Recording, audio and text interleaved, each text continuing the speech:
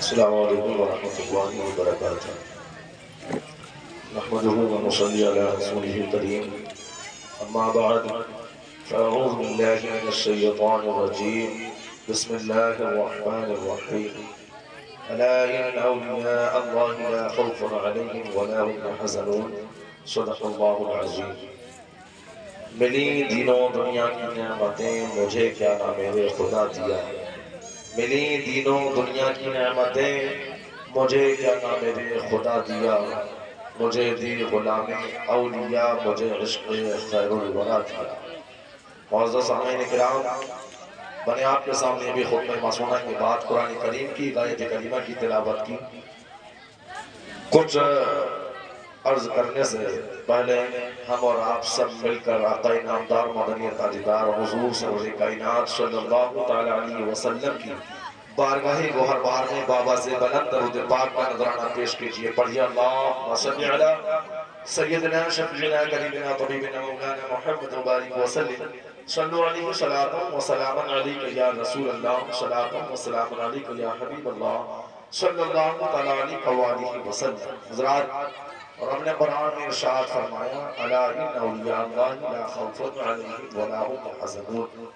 خبردار بے شک اللہ کے ولیوں کو کوئی خوف نہیں، نہ دنیا کا نہ کوئی آخرت کا۔ حضرات، یہ ولیوں کی شان اللہ رب العزت نے رکھی ہے الحمدللہ، اور ہم اور آپ جہاں پر آئے ہوئے ہیں یہ بھی ایک ولی کی بارگاہ ہے جو پورے شہر فیروز آباد کی جانی ہوئی اور مانی ہوئی ہستی ہے، اور میں سمجھتا ہوں کہ یہاں پر صرف مسلم ہی نہیں بلکہ الحمدللہ یہاں سارے دھرم کے لوگ عقیدت کے ساتھ محبت کے ساتھ آتے ہیں اور یہاں سے فیض یاب ہو کر کے جایا کرتے ہیں۔ اور بزرگوں کی بارگاہیں وہ بارگاہیں ہوتی ہیں کہ یہاں بزرگان دین کسی کو اپنا اور تیرا اور غیر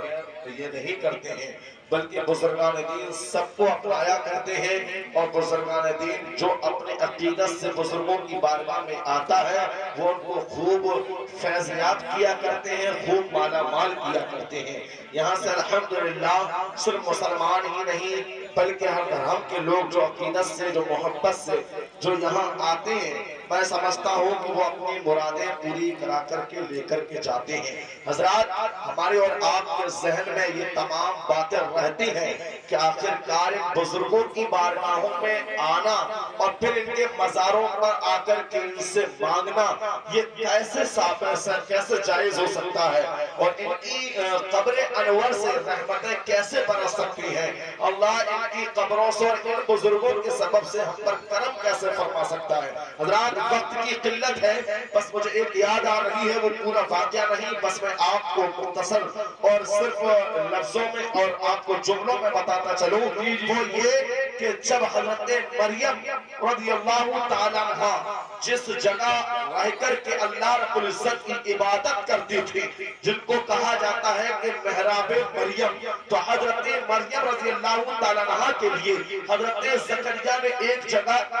الگ مستقل اور ایک جگہ الگ سے بنا دی، اور حضرت مریم رضی اللہ تعالیٰ عنہ وہاں رہ کر کے اپنے رب کی عبادت کیا کرتی تھی، مگر حضرت زکریا علیہ السلام کو اللہ رب العزت نے کوئی اولاد عطا نہ کی تھی، مگر حضرت زکریا علیہ السلام حضرت مریم کی بارگاہ میں آتے تھے اور کھانے کا اہتمام و انتظام کیا کرتے تھے، مگر حضرت زکریا نے کیا دیکھا کہ حضرت مریم جس جگہ رہ کر اپنے رب کی عبادت کر رہی ہے اور وہ جگہ اتنی بابرکت ہو گئی ہے، وہاں رب کا اتنا کرم ہو رہا ہے کہ اس جگہ پر بے موسم کے پھل آ رہے ہیں، جو پھل کا موسم نہیں ہے اس بے موسم میں وہ پھل آ رہے ہیں۔ حضرت زکریا بڑے پریشان ہوئے کہ آخر کار میں یہ کیا دیکھ رہا ہوں کہ بے موسم کے پھل آ رہے ہیں۔ حضرت زکریا نے حضرت مریم سے پوچھا تو حضرت مریم نے فرمایا کہ آپ کو معلوم نہیں رب کھلانے والا ہے، وہ رزق دینے والا ہے، وہ جب اور جیسا چاہے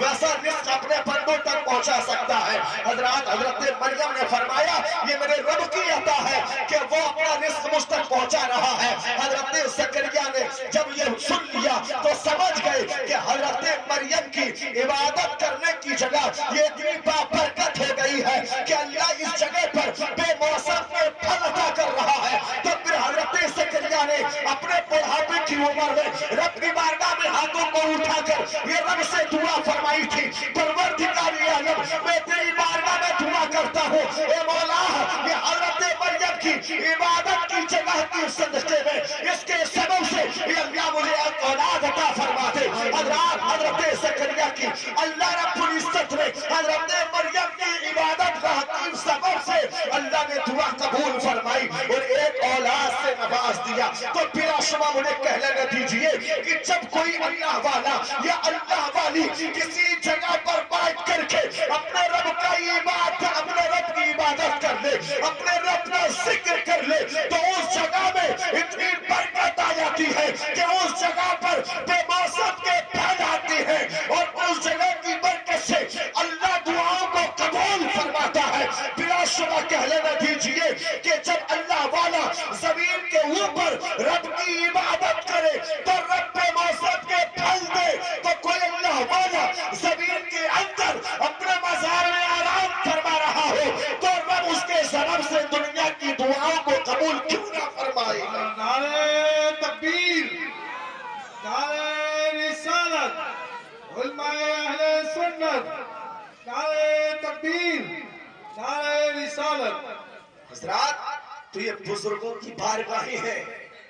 یہاں رحمتوں کی برسات ہوتی ہے اور یہاں پر اپنا اور غیر نہیں بلکہ جو عقیدت سے آتا ہے، جو اچھی نیت سے آتا ہے، جو محبت سے آتا ہے، اللہ اپنے بزرگوں کے اپنے ولیوں کے سبب سے سب کی مرادوں کو پورا فرماتا ہے، سب کی تمناؤں کو پورا فرماتا ہے۔ آپ بزرگوں کی بارگاہوں میں آئیے اور رب کی بارگاہوں میں ہاتھ اٹھا کر ان بزرگوں کے سبب سے رب کی بارگاہ میں دعا فرمائیے، انشاءاللہ اللہ اپنے ان دوستوں کے سبب سے آپ کی دعاؤں کو قبول فرمائے گا، آپ کی ہر آرزو کو ہر منت کو پورا فرمائے گا۔ اور یہ بزرگوں کی وہ بارگاہیں ہیں کہ اگر عقیدت کے ساتھ آئے، محبت کے ساتھ آئے تو انسان اپنے دل کی دنیا بھی بدل سکتا ہے، اپنی دنیا اور آخرت بھی سنبھال سکتا ہے۔ بس وقت کی قلت ہے، اس شعر کے ساتھ اپنی بات میں اختتام کروں کہ نگاہ ولی میں وہ تاثیر دیکھی، نگاہ ولی میں وہ تاثیر دیکھی، بدلتی ہوئی ہزاروں کی تقدیر دیکھی، ملی دین و دنیا کی نعمتیں مجھے کیا نہ میرے خدا دیا، ملی دین و دنیا کی نعمتیں مجھے کیا نہ میرے خدا دیا، مجھے دی غلام اولیاء، مجھے عشق خیر الورا دیا، الا ان اولیاء اللہ لا خوف علیہم ولا هم یحزنون۔ خبردار بے شک اللہ کے ولیوں کو کوئی خوف نہیں، نہ دنیا کا نہ کوئی آخرت کا کوئی رنج ہے نہ کوئی غم ہے۔ اللہ رب العزت مجھے اور آپ کو سب کو عمل کی توفیق عطا فرمائے اور بزرگوں کی بارگاہوں سے خوب فیض یاب ہونے کی اللہ ہم سب کو توفیق عطا فرمائے۔